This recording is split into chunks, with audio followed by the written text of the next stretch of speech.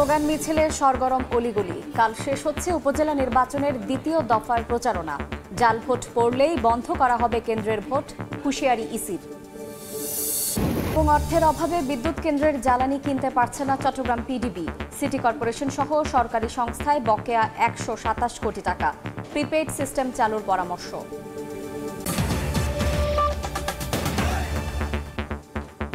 বাংলা সময়ের সঙ্গে আছে আমি শায়লা রহমান ইমা। স্লোগান মিছিলে সরগরম অলিগলি। কাল মধ্যরাতে শেষ হচ্ছে উপজেলা নির্বাচনের দ্বিতীয় দফার প্রচারণা। তাই দম ফেলার ফুরসত নেই প্রার্থী সমর্থকদের। ভোটারের দ্বারে দ্বারে গিয়ে দিচ্ছেন নানা প্রতিশ্রুতি। এদিকে নির্বাচন কমিশনারের হুঁশিয়ারি, জাল ভোট পড়লেই বন্ধ করা হবে সেই কেন্দ্রের ভোট।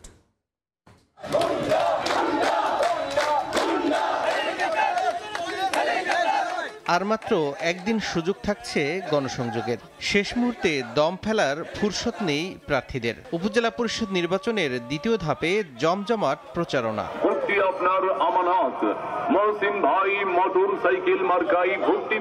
পাড়া মহল্লায় চলছে মাইকিং। কর্মী সমর্থকদের নিয়ে হাট বাজারে লিফলেট বিতরণ করেন প্রার্থীরা। ভোটারদের দোয়া ও সমর্থন চান তারা। নির্বাচিত হলে এলাকার সমস্যাগুলো দূর করার পাশাপাশি উন্নয়নের প্রতিশ্রুতি দেন। টঙ্গীবাড়ি মরুভূমি থেকে আবার সুজলা সফলা শ্যামলা টঙ্গীবাড়ি বাড়ানোর স্বার্থে টঙ্গীবাড়ির মানুষ কাজী ওয়াহিদকে কাপ্রিস মার্কায় ভোট দেবেন। একটা মডেল উপজেলা হিসেবে গড়ে তুলব। শিক্ষা এবং মাদক মুক্ত, সন্ত্রাস মুক্ত, দুর্নীতি মুক্ত মোহাম্মদপুর উপজেলাকে আমি গড়ে তুলব। আমি ইনশাআল্লাহ জয়ী হলে আমার প্রথম কাজ হবে মাদক মুক্ত করা, কিশোরগঞ্জ মুক্ত করা। ভোটের হিসাব করছেন ভোটাররা, প্রার্থীদের যোগ্যতাকে যাচাই করছেন। এক্ষেত্রে সুন্দর ব্যবহার নয়, উন্নয়ন করবেন এমন কাউকেই বেছে নেবেন তারা। আমরা চাই সুষ্ঠু, সুন্দর, সাবলীল পরিবেশে নির্বাচনটি হোক এবং সৎ, যোগ্য একজন ভালো লোক আমাদের টঙ্গীবাড়ি উপজেলা চেয়ারম্যান পদে আসুক। নিরপেক্ষ এবং ভদ্র, শিক্ষিত, মার্জিত এমন একজন লোককে চাই। নতুন নেতৃত্ব চাই, যার কাছে জনগণ নিরাপদ থাকবে। শান্তিপূর্ণ ভোট গ্রহণের জন্য সব ধরনের ব্যবস্থা নেওয়া হয়েছে জানালো নির্বাচন কমিশন। কেন্দ্র দখল তো দূরের কথা, কেন্দ্রে যদি একটা ভোট পড়ে জাল, সেই কেন্দ্র বন্ধ হবে। আমরা মাইকিং করব, আমরা বিট পুলিশ, ওসি এবং বিভিন্ন এলাকায় মুভ করে তাদেরকে জনগণকে আশ্বস্ত করা হবে, আপনারা নির্বিঘ্নে আসেন ভোট কেন্দ্রে, আপনার নিজের প্রার্থীকে ভোট দেন, আপনি ফেরত চলে যান। রোববার রাত 12টায় প্রচারণা শেষে 20 মে প্রতিটি কেন্দ্রে পৌঁছে যাবে নির্বাচনী সরঞ্জাম। এরপর 21 মে দ্বিতীয় ধাপে 159টি উপজেলা পরিষদ নির্বাচনে হবে ভোট। এর মধ্যে 24টিতে ইভিএম ও বাকিগুলোতে ব্যালটে। তৌফিক মাহমুদ, সময় সংবাদ।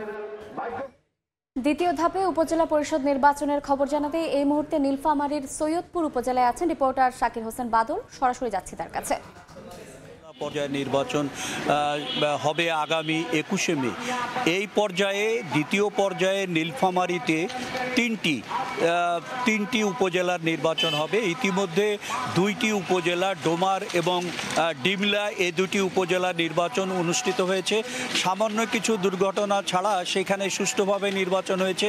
এবারে নীলফামারীতে দ্বিতীয় ধাপে নির্বাচন হবে সৈয়দপুর, কিশোরগঞ্জ এবং জলঢাকায়।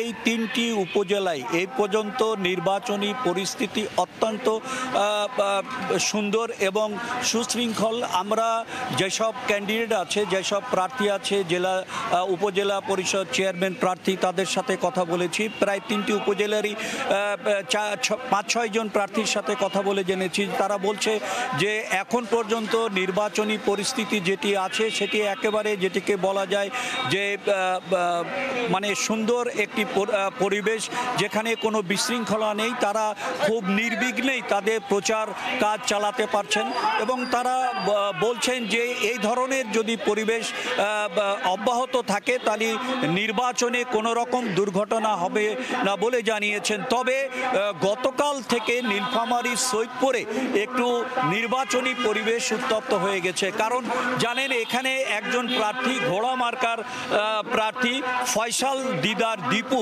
ওনাকে ওনাকে প্রচারণার সময় সরাসরি জীবন্ত ঘোড়া ব্যবহার করার কারণে প্রাণী সম্পদ আইনে তাকে ভ্রাম্যমাণ আদালত তাকে প্রথমে 40,000 টাকা জরিমানা করে এবং অনাদায়ে 1 মাসের জেল দেয়। কিন্তু প্রার্থী দীপু এটি অস্বীকার করেন। তিনি বলেন যে না, আমি এই জরিমানা মানি না, এবং তিনি অস্বীকার করলে তাকে সৈয়দপুর থানা নিয়ে যাওয়া হয় এবং সেখানে সারা রাত বলা যায় যে থানায় বসিয়ে রেখে তিনি যখন ওই জরিমানা দিতে অস্বীকার করেন তখন তাকে ম্যাজিস্ট্রেট, তাকে নির্বাচনী ম্যাজিস্ট্রেট, নির্বাহী ম্যাজিস্ট্রেট ওনাকে রেগুলার মামলা দেয় এবং আজকের তাকে নীলফামারী আদালতে সোপর্দ করে, কিন্তু সেখানেও তার জামিন মেলেনি। এই ছিল নির্বাচন নিয়ে পুরো নীলফামারী 3টি উপজেলার সর্বশেষ। আমরা সরাসরি যুক্ত ছিলাম নীলফামারীতে। টাকার অভাবে বিদ্যুৎ কেন্দ্রের জন্য প্রয়োজনীয় জ্বালানি কিনতে পারছে না চট্টগ্রামের বিদ্যুৎ উন্নয়ন বোর্ড পিডিবি, অথচ সিটি কর্পোরেশন এবং পুলিশ সহ সরকারি বিভিন্ন প্রতিষ্ঠানের কাছেই 127 কোটি টাকা বিদ্যুৎ বিল বকেয়া পড়ে রয়েছে সংস্থাটির। সাক্ষাৎপুর ক্যামেরায় কমলদের রিপোর্ট। চট্টগ্রামের 13টি সরকারি এবং স্বায়ত্তশাসিত প্রতিষ্ঠানের কাছে প্রতি মাসে 16,11,33,000 টাকার বিদ্যুৎ বিক্রি করছে বিদ্যুৎ উন্নয়ন বোর্ড, কিন্তু এসব প্রতিষ্ঠানের কাছে দীর্ঘদিন ধরে 127,03,98,000 টাকা বকেয়া পড়ে রয়েছে।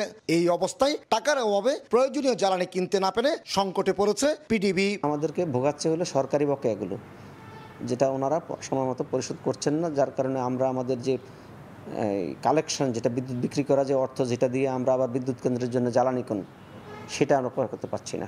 পিডিবির বকেয়া তালিকা অনুযায়ী সিটি কর্পোরেশনের কাছে সবচেয়ে বেশি বকেয়া রয়েছে 63,95,00,000 টাকা। এরপরেই প্রতিরক্ষা মন্ত্রণালয়ের অধীন বিভিন্ন সংস্থার কাছে পাবে 30,68,00,000 টাকা। তবে বর্তমান সিটি মেয়রের দাবি, আগের মেয়র এই বকেয়া রেখে গেছেন। আমার সমস্ত বিল আমি পরিশোধ করে দিই। হ্যাঁ, কিছু টাকা বিদ্যুৎ বিভাগের রয়েছে, এগুলো হচ্ছে পূর্ববর্তী মেয়রের আমলে। সরকারি বকেয়া আদায়ের ক্ষেত্রে অনেকটা ব্যর্থ হলো বেসরকারি বিল আদায়ে অনেকটা কঠোর অবস্থানে পিডিবি। পোস্টপেইডের জায়গায় যদি প্রিপেইড করা হয় সরকারি অফিসগুলোতেও, তাহলে সেই ক্ষেত্রে এই ডিসকানেকশনের ভোগান্তি আসবে না। চট্টগ্রামের বিভিন্ন কেন্দ্রে প্রতিদিন 2180 মেগাওয়াট বিদ্যুৎ উৎপাদন হচ্ছে।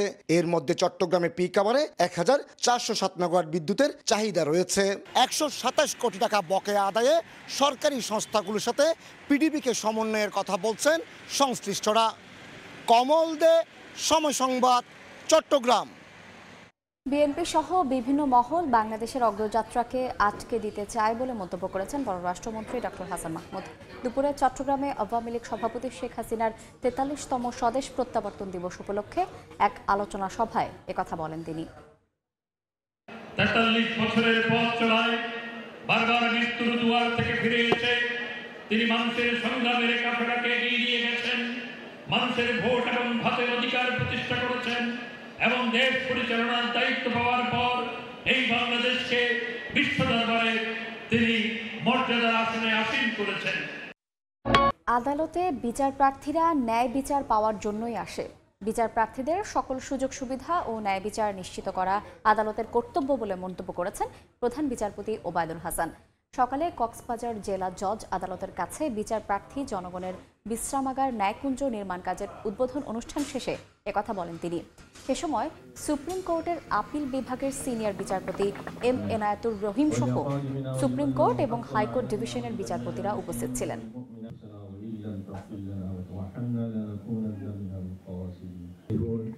দেখছেন বাংলার সময়। পর্যটন শহর কক্সবাজারে হচ্ছে ফায়ার সার্ভিসের পূর্ণাঙ্গ আঞ্চলিক প্রশিক্ষণ কেন্দ্র। পাশাপাশি টেকনাফ মেরিন ড্রাইভের ইনানিতে 6 একর জমির উপর হচ্ছে অত্যাধুনিক ফায়ার স্টেশন। কক্সবাজারে বাস্তবায়ন হচ্ছে সরকারের বড় বড় মেগা প্রকল্পগুলো। ভৌগোলিক ও অর্থনৈতিক বিবেচনায় এখানে গড়ে তোলা হচ্ছে অত্যাধুনিক ফায়ার স্টেশন ও পূর্ণাঙ্গ আঞ্চলিক প্রশিক্ষণ কেন্দ্র। কেন্দ্র নির্মাণে এরই মধ্যে মেরিন ড্রাইভের ইনানিতে কাজ শুরু করেছে ফায়ার সার্ভিস কর্তৃপক্ষ। এই পর্যায়ে শীর্ষ সংবাদগুলো জানিয়ে দিচ্ছে আরেকবার।